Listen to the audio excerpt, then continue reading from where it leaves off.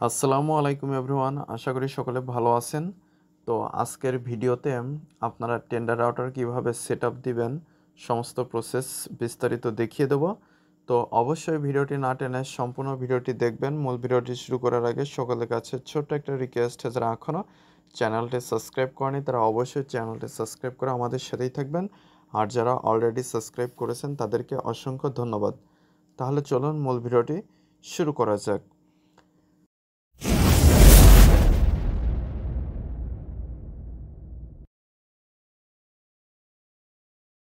তো প্রথমে আপনারা ওয়াইফাইতে চলে আসবেন। তো ওয়াইফাইতে আসার পরে আপনারা এখানে ওয়াইফাই সার্চ করলে আপনাদের রাউটারের নেমটি শো করবে। তো অবশ্যই রাউটারে আপনারা পাওয়ার কানেকশনটা দিয়ে নেবেন এবং আপনার যে ওয়্যারগুলো রয়েছে ইন্টারনেটের সেগুলো সবগুলো কানেকশন দিয়ে আপনারা আপনার ডিভাইসে ওয়াইফাইটা সার্চ করবেন। তো আপনার রাউটারের নেমটা শো করবে। তো আপনারা টেন্ডার রাউটার হলে এটা অটোমেটিক্যালি কানেক্ট হয়ে যাবে, পাসওয়ার্ড দেওয়া লাগবে না। তো কানেক্ট হয়ে যাওয়ার পরে আর আপনাদের যদি টেন্ডার অন্য কোনো রাউটার হয় তাহলে রাউটারের পিছনের দিকে আপনারা পাসওয়ার্ড পেয়ে যাবেন, সেটা আপনারা এখানে দিয়ে নেবেন। তো কানেক্ট হয়ে যাওয়ার পরে আপনারা গুগল ক্রোম অথবা যে কোনো একটা ব্রাউজার আপনার ফোনের সিলেক্ট করবেন। তো আমার এখানে দেখতে পাচ্ছেন কানেক্টেড উইদাউট ইন্টারনেট, অর্থাৎ এটা কানেক্ট হয়েছে কিন্তু এখনও ইন্টারনেট কিন্তু চলছে না।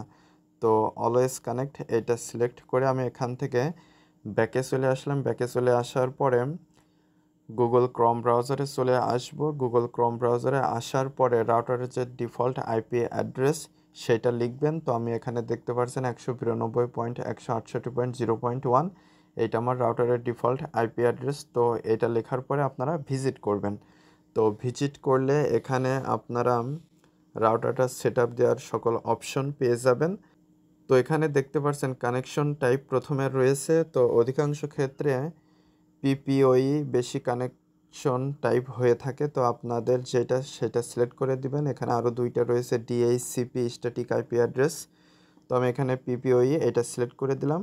এরপরে নিচেই দেখতে পাচ্ছেন ইউজার নেম।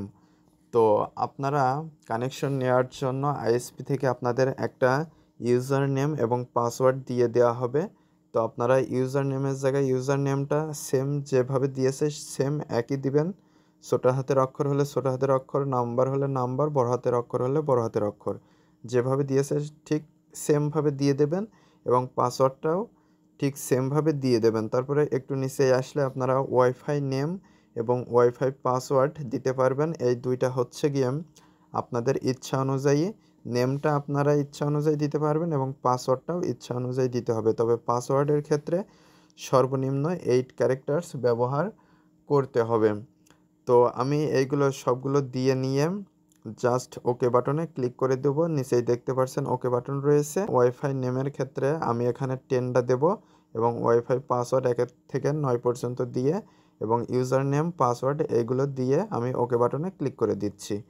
তো ওকে বাটনে ক্লিক করে দিলে এখানে এরকম ইন্টারফেস চলে আসবে এবং আপনার ডিভাইস থেকে আপনার রাউটারের যে ওয়াইফাইটা এটা ডিসকানেক্ট হয়ে যাবে।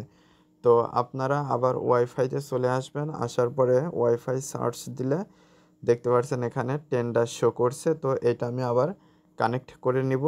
কানেক্ট করে নেওয়ার জন্য ওইটার পরে ক্লিক করলে দিলে পাসওয়ার্ড চাইবে। তো যেই পাসওয়ার্ডটা দিয়ে সেট আপ দিলাম একটু আগে, সেই পাসওয়ার্ডটা দিয়ে এই যে কানেক্ট বাটন এইটার উপরে ক্লিক করে দিব। তো কানেক্ট বাটনে ক্লিক করে দিলে এখানে checking the quality of your internet connection এরকম শো করবে। তো একটু পরেই 1 সেকেন্ড 2 সেকেন্ডের ভিতরে কানেক্ট হয়ে যাবে। তো এখন আমি আপনাদেরকে দেখিয়ে দিচ্ছি ইন্টারনেটটা চলছে কিনা। আমি ইউটিউবে চলে আসছি। ইউটিউবে আসার পরে এখানে দেখতে পাচ্ছেন ইন্টারনেটটা কিন্তু খুব সুন্দরভাবে এখানে চলছে। তো এভাবে খুব সহজে আপনারা টেন্ডার রাউটার সেট আপ দিয়ে নিতে পারবেন। তো আজকের ভিডিওটি এ পর্যন্তই। ভিডিও সংক্রান্ত কোনো মতামত থাকলে অবশ্যই কমেন্ট করে জানাবেন। আর যারা চ্যানেলটিতে নতুন এবং যারা এখনও চ্যানেলটি সাবস্ক্রাইব করেনি তারা অবশ্যই চ্যানেলটি সাবস্ক্রাইব করে আমাদের সাথেই থাকবেন। আর যারা অলরেডি সাবস্ক্রাইব করেছেন তাদেরকে অসংখ্য ধন্যবাদ। তো আমি এই চ্যানেলে রাউটার সংক্রান্ত বিভিন্ন বিষয়ে ভিডিও তৈরি করে থাকি। তো আপনাদের যদি কোনো রকম প্রবলেমে পড়েন কোনো বিষয়ে সেটা কমেন্ট করে জানাতে পারেন। সেটা নিয়েও আমি ভিডিও তৈরি করে আপলোড করে দিলে আপনারা সেই সমস্যাগুলো সমাধান করতে পারবেন। তো আজকে পর্যন্তই, পরবর্তী ভিডিওতে কথা হবে। ধন্যবাদ সবাইকে।